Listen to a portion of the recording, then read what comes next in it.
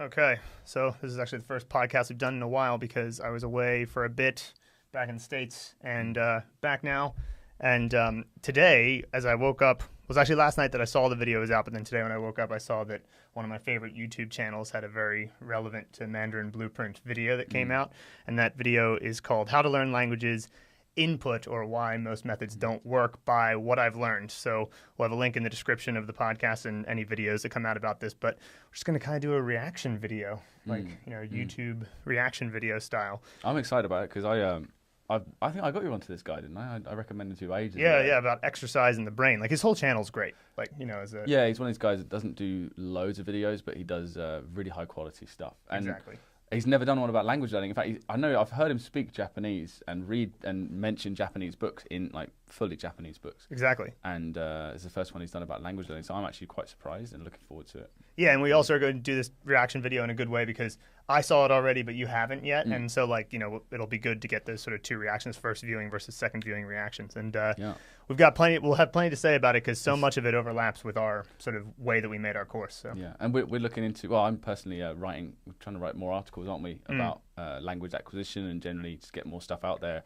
And I'm in the middle of a lot of research about it personally, so I'm actually I'll probably be able to learn a few things from this as well, a few sources of information. So good. And I was pleased to find out that a lot of the things that he says are resources that we've already seen before, but A, he does a really good job of articulating it, and B, it's like there are a few other things in there that I learned, which is great. Anything like that. Good exchange of information. All right, so let's check it out. Language. It's a pretty cool thing, quite useful. I can still remember back when I was a toddler, about 2 years old, learning my first language, English. My mom taught me how the order in English is subject, verb, object, and helped me make flashcards so I could memorize vocabulary, and helped me for hours and hours to get the different verb tenses right. Fast forward several years, and in college I came over to Japan on a foreign exchange program where I would learn another language. About 2 years after arriving in the country, I took and passed the highest level of the Japanese language proficiency test. To be fair, I did live in the country, but the concepts I'll discuss in this video will be effective even if you don't have access to native speakers. Lately, So I just want to make a point about that. First of all, that's incredibly parallel to us. I know, that's why I was smiling, because that's pretty much what happened to both of us for Chinese. We start, so from when we started taking Chinese seriously, 2 years later we both passed the highest level of the Chinese, I guess, version of that exam, which is HSK. Nice. And the other thing that he said, I could tell that he was making a joke at the beginning about, so anyway, that's... We don't learn, exactly, which, this is what I always ask people because when I start talking about input and stuff like that, if I ever get any pushback or something like that, I'm not saying we're absolutely, completely 100% right, but the concept makes so much sense and it works. The idea of input before output, right, like reading and listening. Yeah. When people ever question it, I'm like, okay, so which textbook did you use to learn your native language? Oh, well, I didn't, but that's different. Is it? Why would it be? Why would it be different? Yeah. The differences, there are some differences, but it's almost definitely not what people originally think. It's not their initial objection. All right, cool. Let's keep going. there are all kinds of great resources and techniques on language learning. In particular, spaced repetition system-based virtual flashcard programs like Anki are very popular and can be very useful. But is that really the most efficient way to sync language into our brains so it can be used on the fly? After all, how many parents have to give their child a deck of flashcards for review to help their kids reach fluency in their mother tongue? Of course, I was kidding earlier about my experience as a toddler. I learned English through magic, like every other baby. So I like that. I learned English through magic. It's like, yep, that's pretty much what it's like to learn your native language. You just have it when you get old enough. There's no conscious processing of it whatsoever. And it's like, I think he'll say later that Anki isn't useless, but it's like, I really appreciate that he's focusing on that point because even though, we're huge advocates of using SRS, it is very good. It's like, it's easy to kind of get lost in SRS and forget about like the real input if you don't methods. And you can use SRS badly and basically make it into some form of rote learning. So you're just smashing Facebook. You're just smashing flashcards over and over. I go on Facebook too much. Yeah. You're just smashing flashcards and you're just shoving the information into your head. So if you do it that way, then absolutely not. But they can, and also in the early days, in my opinion, flashcards are only useful in the early days, or when you're starting to get the grips with the basics of the language. And you use it less and less, unless you actually have a real personal preference for it. Yeah, and I mean, like, there's ways to use flashcards that are better than others, but I just appreciate him focusing on that point because, like, it's so easy, especially when you do what we do, to think so much about the flashcards and like exactly how to make the best flashcard and whatever, and forget that at the end of the day, what you need is as much input as possible. And sure, flashcards are a form of input, but usually they're like a very focused form of input, like just this character. We call it surgical. Yes, surgical. Exactly. Surgical language acquisition. If we keep talking this long, I bet he'll get to it. But reading is the best. Reading is the best form of SRS, if you like. Yeah. So it's like flashcards get you to the point where you can read. So yeah. Anyway, let's keep going. In this video, I'd like to discuss 4 not too often discussed points that I think are important when it comes to language learning. Acquiring language efficiently through context. 2 is maximizing input. 3 is practicing your listening and pronunciation at the same time. And 4 is making sure the experience of learning is positive. First, allow me to take a moment to demonstrate something. So just listen for now. If you already speak Japanese, it might be harder to get my point, but hopefully you'll still see what I mean. ティムを紹介しよう。ティムは猫じゃなくてカエルじゃなくて人だ。人の体はいろんな部分がある。例えば頭、胸、腕、足がある。Okay, so just listening to me, how much Japanese did you learn from this? Maybe 0%. What if I repeated it or spoke slower? Would you learn more Japanese? Most likely not. Let's try it one more time, but pay attention to the screen. ティムを紹介しよう。ティムは猫じゃなくて、カエルじゃなくて、人だ。人の体はいろんな部分がある。例えば、頭、胸、腕、足がある。虫じゃないから目は6つとかじゃなくて2つがある。腕も2つ、足も2つ、耳も2つがある。How about now? Maybe 10%, 20%, or even just one word. This is the simple difference between acquiring language and not. What I'm trying to demonstrate is the concept of comprehensible input, as did second language acquisition scholar Stephen Krashen did in this lecture of his. Das ist meine Hand. Verstehen Sie das? Hand? In my opinion, we all acquire language the same way. We acquire language in one way when we understand messages, or when we understand what we read. We call this comprehensible input. We've tried everything else. We've tried grammar teaching, drills and exercises, computers, but the only thing that seems to count is getting messages you understand, comprehensible input. So anything that helps make input comprehensible, pictures, knowledge of the world, realia, etc., helps language acquisition. In the 1970s, oh my gosh, I love Stephen Krashen so much. Here's why, because even in his speech, he's demonstrating that what he understands about learning. He's like taking it really slow. He's like, what we discovered is comprehensible input. He speaks slowly. Make sure, did everybody get that point? Like, it's like, because if you comprehend what I'm saying, you'll learn. And it's sort of this meta thing that he's doing. That is like, listening to this guy was a big paradigm shift for me in my language learning process. Because I was like, oh, like, I used to think of it more as, I guess, I gotta force myself to study all the time. And I gotta focus all the time. And it's not that there's a problem with focus, but there's so much more about just like kind of paying attention. What are you doing with your body? What does that picture look like? What is, paying attention to the other context of what's going on. And that was a great example he gave there with the Japanese on the screen and you don't understand. It was actually kind of funny because there's some Japanese characters we can understand knowing Chinese, but even still, I was like, nope, I have no idea what you're saying. And then like, I figured out, what was it? Tatsu, I can't do Japanese pronunciation, but that meant two. I could figure it out based on the Tim Allen on the screen like that. So yeah, it's really just pointing the point. I thought knee was two. I'm just saying he just like said it several times when he was pointing to the bug. He had the bug with several eyes, and then he goes, 2 eyes, two arms, 2 legs, but you couldn't tell any of that without the picture and the context. Right. Anyway, let's keep going. In the 70s and 80s, Krashen put forward a group of hypotheses about language learning. The first claim of his we'll look at is that there is acquisition and learning. And Krashen says improvement in language ability is only dependent on acquisition and not learning. The difference between acquisition and learning is tricky, but it's kind of like the difference between getting a joke and having someone explain the precise reasons why the joke should be funny. Perfect. For example, a horse walks into a bar and the bartender says, "Hey, why the long face?" Or a whale walks into a bar and the whale says, if you thought this was funny, you didn't have to consciously work out why it was funny.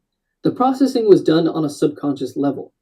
In Krashen's book, Principles and Practice in Second Language Acquisition, he says acquisition of language is a natural, intuitive, and subconscious process of which individuals need not be aware. Similarly, you can learn words by having someone tell you the Japanese word for persimmon is kaki. On the other hand, what's necessary for acquisition is sufficient comprehensible input. Something like this: Ringo o taberu. Ringo o taberu. So, even though you might not know any of the words I just said, you could comprehend the pictures I supplied. And based on that context, you could acquire the meaning of ringo and taberu. When I provide you with another... so much about, like, for example, we do talk about flashcards in our system a lot, right? It's very important early on. Flashcards must have audio. Yeah. Flashcards must have images. Yeah. And the images have got to be in some way. Well, they don't have to be. Like, if you just have an image that is representative of the word, that's fantastic. You're about 10 times better than anyone else using flashcards. Because that's how people usually use them, isn't it? Yeah. They just say, like, word on the front, word on the back. Whereas we'll be like, okay, you need an image, but you also need an image that is personal to you. Take a moment to think of a connection that you find. Like, for example, maybe you have seen that advert or movie scene with Brad Pitt eating an apple. You'd find that picture of him, and you put that in there.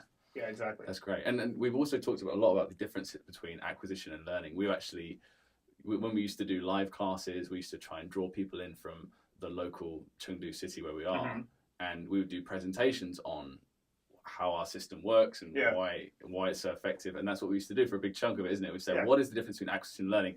That's a great analogy for it. And Krashen himself, he describes it basically the difference between conscious and unconscious. Although that's one of his criticisms that he has received, is that you can't really define the unconscious learning, so it's kind of slippery. Of course. So you can't know that it's unconscious, but it's just a hypothesis, it's just like a prediction. Yeah, there's plenty of, like, sort of my personal experience, your personal experience, like a lot of anecdotal evidence. Technically, you can't prove it yet, but it's pretty clear. No, I agree. And that point about, like, just a picture of Brad Pitt, like, what I try to remind people about, it's like, it's not as hard as you think. And it's kind of weird to me that it's yet still most Chinese schools, it's just like the flashcard, if they have flashcards at all. If they're SRS, which SRS, they probably don't have that. If they have it all, it's still just word definition. Like, they haven't figured out that simple thing. And so it's like you're giving yourself this huge advantage just by doing that alone. One of the most important things, just before we move on, is that the difference between, like, I love the explanation he gave as to why, or at least his idea as to why they still teach it the same way in schools, even though test scores aren't getting any better. There's been so much development in technology, and everyone can have a laptop in, like, some of the more wealthy private schools, and they still don't do much better in language learning. He says it's because, and why have they not moved on to more acquisition style, more how you could say, like, situational and using realia and stuff like that, more like flashcards and images and all this sorts of thing. Why haven't they done that more? Well, he says that and this is understandable, it's hard to measure an unconscious process. How do you know when someone has got it? Whereas with learning, you can just regurgitate the fact that you were given, oh, this word in this situation equals this meaning. That's oh, now I know that grammar, correct. Right. It's a lot easier on the school board, to be able to say, oh, now he knows that thing. He's got this percentage of the questions that we asked him to regurgitate back to us. Correct. So therefore he can move on to the next chapter now. Yeah. It makes it easier for the kid. Like, he or she knows, I've done this now, I've learned this, even though they've learned it, but they haven't acquired it, but it's still, they can tick the box and move on. Whereas with acquisition, the only real test to whether or not you've acquired it is if you understand it, or you can repeat it back, or you can create your own sentences using the word, what have you. So it's tough, I get that. Yeah, it's definitely hard to test. I haven't thought about that, but let's keep going. Maybe it'll come up again. Example, biru o nomu. You may have deduced something about the Japanese grammar as well. That's right, the verb comes at the end. The point is, you have this massive pattern recognition device jammed into your head, and when you understand the meaning of the message, your brain will naturally pick out vocabulary and deconstruct grammar patterns based on the context. And this is not something you actively and consciously perform. Well, I just wanted to comment on that because like that was a thing that once I really started to get that process was happening, it made me so excited about input because the way that it, you read a lot, you listen a lot, whatever. Then one day you're speaking and you just say something that you never would have thought you could have said. And you have never said before. And maybe even never read because it's like you said, you're recognizing the patterns more than you are recognizing the individual words necessarily. Yeah. So it's like you say something and you go, oh, I don't even think I've ever heard that before, but it completely fits my pattern that I've sort of the module. Like it's like I feel like it's like a computer module, like a grammar point is like a bit of code in your software, as it were. Yeah. And like you go, okay, well, anything can be punched into this. Exactly, yeah. Right. So I can learn a new word, a new piece of information. I can immediately use that based on the laws that I've already clicked with and I already understand. Yeah. Right, which the isn't language going to module, happen. That's what he calls it. I don't know if he's going to mention it, but when Krashen refers to it as the language module, this little program in your brain that is naturally able to pick up the patterns within languages, like we just did with Japanese. I know, like, yeah, exactly. That's exactly. Fantastic. Yeah, totally. お会計1678円になります。いらっしゃいませ。お手続きをしております。しばらくお待ちください。金あるから。金ね。This leads me to one of the most helpful things. Simply watching television series without English subtitles, with focused attention, even though I couldn't understand most of it. And today, I want to talk about dictionaries. Yeah. You can look up the word get in the dictionary, and you get 8 or 9 different definitions, and you can read that, close the dictionary, and you won't remember much of what was there. Before I went to Vietnam, I got this phrase book and dictionary. I came away able to use one word, come on, which means thank you. Nothing else stuck. 0. And you completely butchered that one word. A bit later on, I tried my hand at plenty of books, but refrained from looking up every word. This is a really simple but important concept. How many new words, phrases, and grammar structures can you feed your brain when you're looking up every word as you read a book? Oh yeah, the point he made while we were still talking was like you don't want to stop every single time that you don't understand something when you're reading. Ollie Lynch from Hacking Chinese, he refers to that as study time. Like that's what he said. Like so, whilst you're reading, you have I don't know that word pleco. Check the dictionary, which is what Link takes care of as well. Like tries to, which that's better than certainly better than pleco. Yeah. But yeah, and we have that habit as adults, don't we? That's one of the disadvantages we have against kids is that we're kind of obsessive, or at least a lot of us are in a way where it's like, if I don't understand every word, then I can't move on, and that means reading something becomes a very laborious process. Well, yeah, and it's also one of those things that this happens to me all the time. You'll read something, you don't understand it, and you could go look it up. But sometimes when I don't look it up, I discover, oh, it came up 3 more times over the next 2 pages. And so meanwhile, you're mulling it over subconsciously. Right, And so, like, if you just stop every time, you're basically, like, not allowing that process to happen. And while you and that's just focusing in on one word, you're inputting a lot of things at the same time. It's such a complex process that's why it's too impossible to measure, you know? Yeah, and also you're preventing yourself from getting into flow state. And enjoying the material. It's another thing that he hasn't mentioned yet, because Krashen's biggest thing, all of his hypotheses and whatnot, they're very important, of course, but I feel like Krashen's biggest thing, the thing that he is a biggest proponent of is enjoying the material, and reading engaging material that engages you. And you relax when you're enjoying it. So like and you take in more, and if you're emotionally involved and invested in the material you're reading, we've talked about this before. Yeah, sure. You'll learn words much quicker, much easier. Absolutely. Cool. You take about half an hour to get through one page. For the same amount of time, a television show can blast you with far more words, phrases, and grammar. A book can too, if you're not so trigger happy with the dictionary. And it might not feel like it, but these bits of cloudy information can stick in your head at the subconscious level, just waiting for the right context to reveal their meaning. Engineering professor Barbara Oakley explains here that we have 2 modes of thinking, the focused mode and the diffuse mode. The focused mode is where you're racking your brain, trying to use your focused awareness to figure something out, whether it be a math problem or what's going on in a TV show in a foreign language. The diffuse mode works in the background when you're relaxed and not straining on one thing. You can see the big picture and make connections. This is thought to be why so many people get ideas in the shower. You're relaxed, probably not focused on anything in particular, so your subconscious starts turning its pattern recognition gears to give you insights your conscious mind couldn't see. By the way, I think this is why time boxing works. Because you take time boxing, the basic time box is 10 minutes, 2-minute break, 10 minutes, 2-minute break. There's obviously a lot of different ways you can do it. Yeah. But one of the advantages of it is that 2-minute break, when you go check WeChat and whatever, is you're mulling over whatever it was before. And if you're doing like, what I usually do is I'll do 10 minutes on one thing, 2-minute break, 10 minutes on a different activity, and then go back. And so you have 12 minutes in between the activities. And so you end up, for that 12 minutes, kind of having that diffuse mode going on for the other topic. And so it's quite effective in that way. That was it Barbara? Dr. Barbara or something? I can't remember her name. The TEDx. But I actually didn't see her from the TEDx course. I took her course on edX. Is it edX? Or maybe it was Coursera. It was one of those really short sort of course with her and another doctor. And that was where I'd first heard about that diffuse mode. And she gave lots of examples about these great thinkers. And of course, we're not all geniuses, obviously. But there was like Newton and when they would come up with their best ideas, when they were just like Newton would sometimes sit up in bed and he wouldn't get up for hours. He wouldn't move. He would just sit there thinking. And then like that was his diffuse, creative sort of. And a lot of people, you always give me a call after you've exercised. Yeah. And I've got this idea.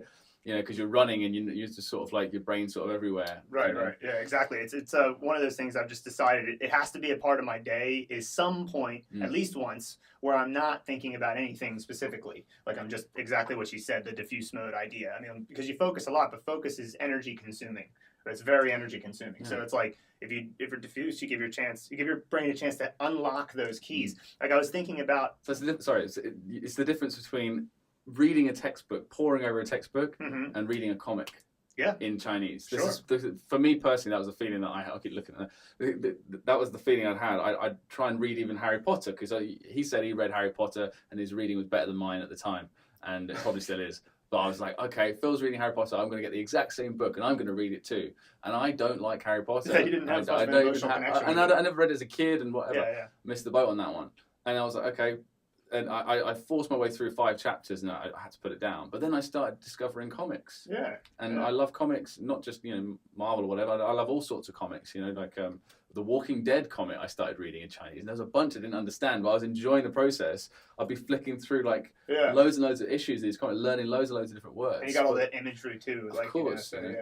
It's great. And it's flow state. That's what it's all about. Exactly. And one final thing I'll say about this is so I do daily meditation, and one of the reasons I do it is because it's kind of trusting your unconscious, right? Because it's almost like we don't trust ourselves to learn unconsciously, and understandably because we can't see it happening, right? But like if you just stop for 20 minutes and meditate or whatever, you're focusing on something, usually your breath or whatever point of focus, but while that's happening, for sure, your unconscious mind is still working on whatever it is that's going on in your morning or your later that day. And when you catch yourself thinking about it, the practice is to go, oh, don't think about it. Leave that to the unconscious for now, for 20 minutes. Like just leave that to the unconscious, and it does work.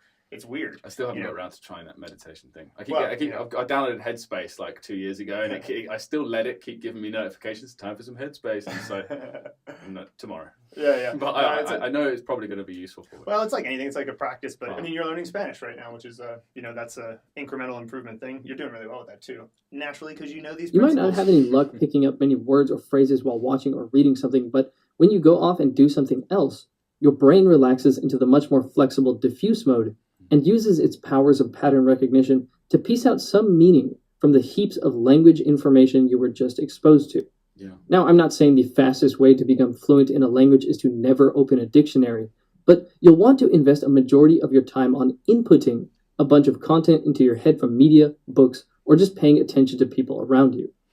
So look out for a blog post I wrote just about this coming out next month. At some point I said, it's called like Learning Theory Improves Pronunciation. But then I said, like, with a big caveat though, only spend 2 to 5% of your time on theory. Because my experience of it, and this is just a hypothesis really, but like, is that as adults, we do have the ability to kind of like give our diffuse mind or our unconscious mind a little bit of direction. Like we can say, okay, now you know how to articulate 鸡. So now when you hear a Chinese person say it, you'll be able to pattern recognize that more quickly than if you didn't learn that theory. But don't be thinking that like that's all there is to do. Like, it's actually still the 98% of the time or 95% of the time that you're inputting where you actually learn it. Yeah. It's just you can kind of channel it a little bit with theory. And the same thing with grammar and whatever. Like, don't do too much, but a little bit can be, a bit direction making. That's one thing that I loved about listening to Crash, and then later on when I discovered Steve Kaufman. I'm a huge fan of his and his site, again, lingq.com, which makes just reading fantastically easy. But I love the way he just says grammar rules, look at them if you want, just to see how much you've discovered about the language already, how much you learn. And I think also there's a point where he mentions, or both of them mention, it can guide you towards noticing the patterns, but it's not going to make you acquire it. Right. So for example, right, again, like you said, I'm learning Spanish right now, and I've started to read sentences and start to piece stuff together using flashcards at the moment, and with audio and images, of course. And I'm starting to notice these patterns, but I've also downloaded a really good sort of Spanish grammar book. And my attitude towards reading this book is kind of like getting spoilers about a TV show. I know that it's not going to make me enjoy the show anymore, probably, maybe even less, but I want to just say, what?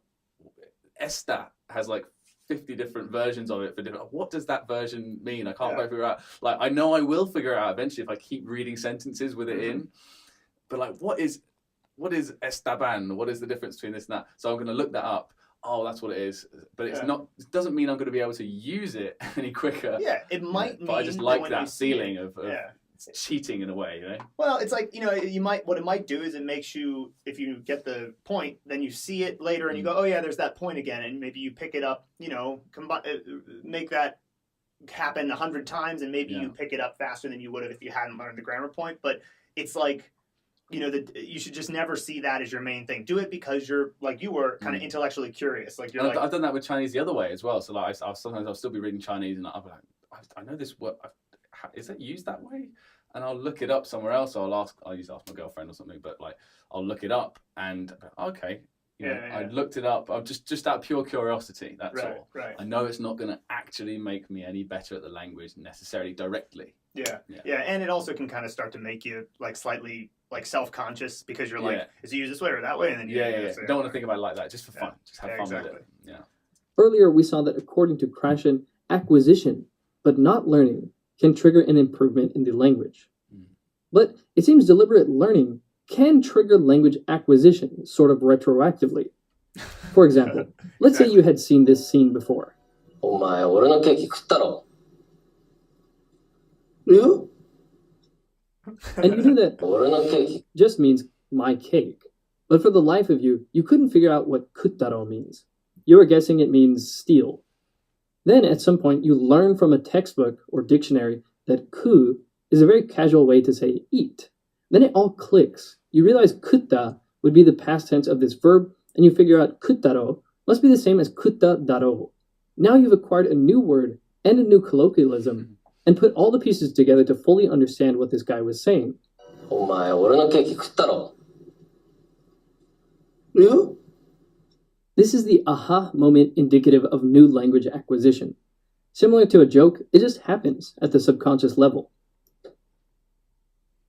I just wanted to say about that, like, that was the thing I was thinking before, why you can't test acquisition very well is because as you're acquiring language properly like this way, where maybe you give yourself a little bit of theory, but most of the time you're just inputting, the problem with it is that sometimes there's like a key that unlocks for you, that unlocks several things at once, because it was something that was missing that now that it's applied, it can unlock several things at once. But there's no telling when exactly that will happen for what thing. So how are you going to give a test on it? It's like, it's kind of just depends on the content you watched and the things that emotionally connected with you. So it's like, I can see why it's tough to test. Yeah, these sorts of feelings come through for me a lot. But they came through for me with Chinese a lot when I started reading sentences, because that, like, if you know anything about my mistakes early on, we made this system. I personally made a lot of this system simply for my 5 years ago self, trying to learn Chinese and making mistake after mistake. One of my big mistakes was just learning tons and tons and tons of words with no context whatsoever. I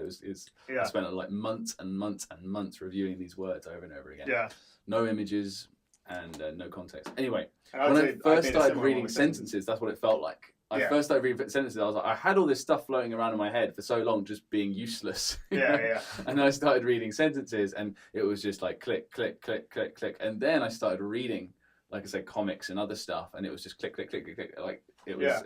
So I guess I had a lot of things waiting to be discovered that were kind of backed up because of that thing. I guess it wouldn't be as quick for a lot of people. Right, which is to say that, like, it's not useless what you did, it just wasn't the most efficient way to do it. Right? Really inefficient. But of course, I had 5,000 words floating around in my head. So they need to be connected. And that's what I imagine almost. It's like you can imagine the neurons that are the neural networks that are getting created around the language, and then like one of them connects, and it happens to connect a bunch of other things, and like you kind of have this like chain Especially reaction. With grammar understanding. Do you understand one of those patterns that we're talking about? How words are actually used? It can connect hundreds of words at once. Yeah, it's awesome. All right, let's. Another key to this is watching television without English subtitles.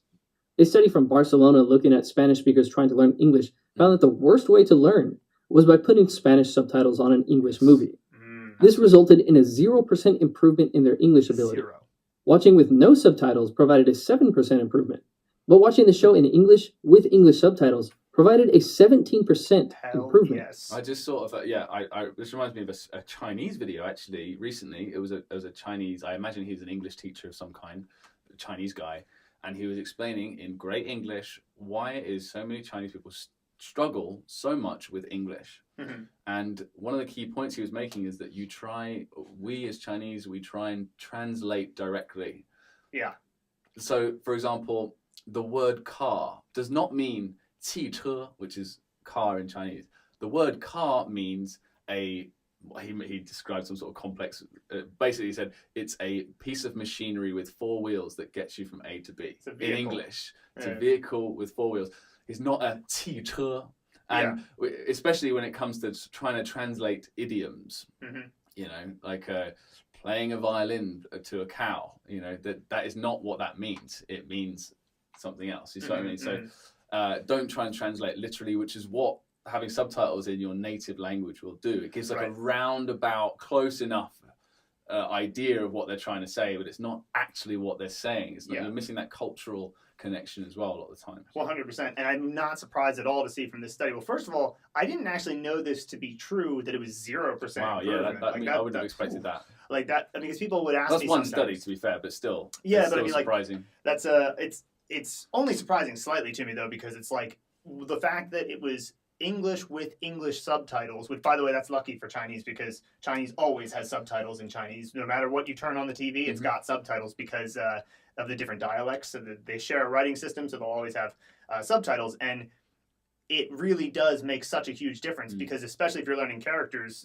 as well, then as you're going through, you have 2 points of potential connection. You have like the context of what's going on in this. Well, you have 3. So you have the context of what's going on in the TV show scene. You got the audio, and then you got the reading as well. And it just that gives you as much chance to recognize something and have comprehensible input as possible. I think he mentioned something like that he's going to talk about combining listening and reading, maybe. Yeah, I think he's going to. But that's they called it. I believe it's like not interleave learning. I can't remember what it's called, but listening and reading at the same time, which is what you do, like you just described. The reading helps out your listening. If you have sort of bits that you missed, then the reading fills in those gaps, and also the listening helps you with the reading. So they sort of very synergistic. So you can actually consume information and content much faster than you normally would. Synergy. Now you might be thinking, how are you ever going to learn anything if you do all this input without any speaking practice? This is where another part of Krashen's theory comes in. And this may come as a bit of a surprise to some of you. Certainly came as a surprise to me. Talking is not practicing. It means if you want to improve your Spanish, it will not help you to speak Spanish out loud in the car as you drive to work in the morning. I used to think those things help. Now I think they don't. You don't technically have to open your mouth to acquire a language.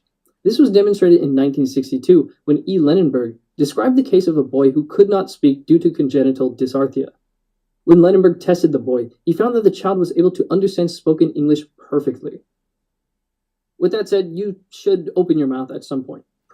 So I just wanted to comment about this. This is why, like, we're working on articulating our guarantee for people using our method, and we say we can guarantee acquisition, we were hesitant to say guarantee fluency because it kind of depends on how much you are willing to speak and activate your language, which is going to be very personality based. It's like the word happy. You know, what is happy? Is having $1 billion and lots of women and cars happiness? Not really to most people, right? Really, it's not real happiness, but it's still happiness of some form. Fluency is the same. It's very slippery. It's what is fluency? Right? It's just basically communicating your ideas without pausing and stopping and reverting back to your native language. You still throw in a few ums and ahs. You can have a vocabulary of a few hundred words, right? And communicate fluently in certain circumstances. And also, we can't guarantee people's personality. Might be very, very introverted. They might not want to speak too much, and therefore, but we can guarantee that you'll be able to read and understand 80% of the language in a certain amount of time, depending on how much time you put in per day. We can guarantee that as long as you do the flashcards. Right. And it's exactly the point that's being buttressed there is that you do not actually have to speak to be able to acquire a language. Exactly. It's like, and that's an amazing fact in a way, but it's also, I mean, obviously, basically what he's about to say, but like when you do start speaking, it's so much faster than the process of input. So like, don't even worry about it really. Like it's like you'll speak when you're ready to speak if you just input a lot, as opposed to saying like I'm going to force myself to speak now. It's like, well, yes, if you want to be able to articulate your thoughts more quickly. But Gabriel Weiner from Fluent Forever, he went to an interview in French, and it was the first time he ever spoke French, but he got through the interview, and he was like, yeah, I had a lot of stammering and stuff, but I communicated because I had been inputting French for 3 months straight, like every day, all day and stuff. And it was like, yeah, well, fair enough. And by the way, there's a lot of polyglots out there that focus on writing as their form of output, as the most powerful form of output. Speaking and writing can actually help your speaking hugely as well. It helps connect the dots. In fact, some say it's a lot more effective in terms of acquiring the language and producing the language, because you can take your time and think about where each word is done, where each word is written and placed within the sentence. Yeah. So it's a lot more effective for like connecting the dots subconsciously. Yeah, 100%. And so like it is true that pronunciation and speaking are important, obviously, because you do eventually want to communicate. But like it's way less important at the beginning to speak. Yes. Now he's about to get into pronunciation is of course very important, but pronunciation is hard. You'll notice some noises in the language you just can't make because you never have before. That's not true, bro. That's not true, bro. This brings me to a technique called shadowing. What you do is basically... Oh my gosh, I love this guy. Shadowing as well. Yeah. But I just wanted to say, like, pronunciation is hard. That is actually something that we made a course for, pronunciation mastery, because Chinese pronunciation, even more so than Japanese pronunciation for that matter, is one of the hardest parts of the language. And it's kind of your strong suit, so we had you be the main teacher for it. And, it's just easier to understand how to articulate things when you have somebody in native English explaining it to you. So, yeah. But also, the problem with pronunciation is you never know, am I missing anything? I've got all this theory, I've got these explanations of certain pronunciations, but there's a lot of people don't learn it fully because they miss out some details, or like even like you came across that issue. Do you remember? Yeah. That was like UAN is pronounced 2 different ways in Chinese, and you didn't know until what, a year later, 2 years, a year and a half into your study, and you were like, I remember seeing your face like, what? Because no one pointed out to you. You were missing some key bits of information. So I'm practicing wrong, doing ingraining mistakes and all that. Yeah. So we made the course as like a one-stop shop for every single thing that you need to know about Chinese pronunciation, how to read, produce, and like read in pinyin, we mean like the ABC version of Chinese, produce it like a native speaker, and of course identify the sound. That was sort of interwoven together, those 3 components. Just to simplify the whole process and say, this is the one thing you need for pronunciation. There you go. Just practice the materials in that. Yeah, and it's actually possible to do that with Mandarin because there's not that many syllables. Like it's hard, but like way less syllables than English, so it's possible to do. And we'd have a video on shadowing, but let's see what he has to say about it. Listen to some audio of a native speaker talking, and you just mimic their pronunciation and intonation. Not every word though. Depending on your level, it could be 2 syllables at a time, 3 at a time, or 2 words at a time, and so on. Shadowing is generally thought of as an advanced technique you should use to master your intonation and polish up your accent.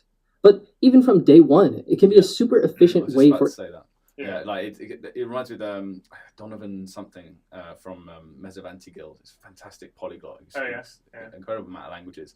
And one of his key things, even at an advanced stage, he'll just cut up a sentence and he'll get as much out of that sentence as you can, replay it over and over again, repeat it, listen, repeat this with one sentence, you know, like Arabic. I think he's learning like Arabic at the moment. So, and he'll be like, the amount of principles, pronunciation, grammar, vocabulary in one sentence is incredible. Just keep repeating, shadowing. Just a small amount of information, even as an advanced learner, which he is. Can help massively. Yeah, I completely agree. And we do it from the beginning, right? Even like reading, clicking on an Anki card or a flashcard, and you hear the audio and you say the word. That's a small version. That's like a shortened version of shadowing. Yeah, absolutely. Improving your pronunciation, and at the same time your ability to recognize phonemes in natural language. That is, to hear natural language. And being able to hear natural language is important, because when people speak naturally, there are certain phrases where their speech gets run together. Yes. Like, what are you doing becomes, what are you doing? Watch how in this scene, Abe Hiroshi turns tokoro ga koyatte into a 2015.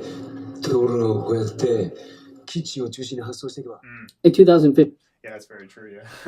Chinese has got that, especially with like the Beijing dialects. They speak so lazily, which is why I love it, because it's less effort for me. Yeah, exactly. He's like, 干嘛去啊? Like, 你干嘛去了? Like, 干啥?干啥? You know, it's so, and it's how real people speak, and it's really, really cool. Yeah, absolutely. A study from Japan looking at two groups of English learners found that indeed, shadowing made statistically significant improvement in phoneme perception for both groups. Look in the description for some tips on shadowing so you can get more out of it without frustrating yourself into hating the language. Just one more comment about like running things together. Sometimes there's actually, if you think about it, you realize why they did it. You know, it's like, okay, 多少钱? The reason they did that was because if you can take away your tongue having to go back for the, I'm not saying the reason they did it. I'm just speculating why they might have done it. But like, if you take that out where they have to go like 多少 and pull your tongue back and then put it back down for 钱, then if you don't have to do it, you can just go much quicker. 多少钱? Where you going? Yeah, where you going? What are you doing? 多少钱? That's it. 3 main things. Focus on learning from context, load up on input, and get plenty of content in the target language. That you enjoy. You can use the same audio source to practice your listening to natural speech and pronunciation. Let's talk about it for a second, actually, just quickly. I realize this leaves many questions regarding. Yeah. One of the things that we mentioned a lot about Chinese, and I criticised it a little bit, sort of, I guess, just whining a little bit about how hard it is to find, or how much harder relatively it is to find entertaining, engaging content in Chinese than it is in maybe, especially in English, but like other languages as well. Japanese would be an example. Yeah, Japanese, of course. I mean, there's so much cool, fun, hilarious content, but there is in Chinese. You've just got to look harder for it, you know. And there's also translations of your favorite things. That's how I say it. But there's the problem that Krashen faces, or at least I think so, from what I've heard in a lot of his interviews, is that it's difficult to bridge the gap for beginners. So, for example, to find engaging content that is also elementary, it's also lower level. That is really, that's the biggest challenge for someone like him, and a lot of language instructors. And there's a lot of things that are sort of trying to bridge that gap. And trying to make lower level content more entertaining. I personally think that Link does a good job. Like there's, if you go on Link, we don't work for Link. I probably should, but we don't get any money from them. I just love it. So they have this 26-part series called Who Is She? And it's for all the languages they have. I think it's like 14 or something languages they have now. I'm doing it for Spanish at the moment, but it's the same story. It's actually quite dramatic. It's got quite a few. It's about a girl trying to find out where her boyfriend is, and he's with another woman in the apartment, and so. But it only uses like the most common 300 words of each language. Oh yeah, nice. And it's really cool. And there is stuff that you can do for that. Yeah. But that is the challenge, and I think there's a few other resources that help you out there. If you're a beginner in Chinese, for example, the Chairman's Bow, they use real news stories and they translate it into Chinese. They're real Chinese news stories. They're simplified rather for lower levels. Even HSK1, like 200 words. Yeah.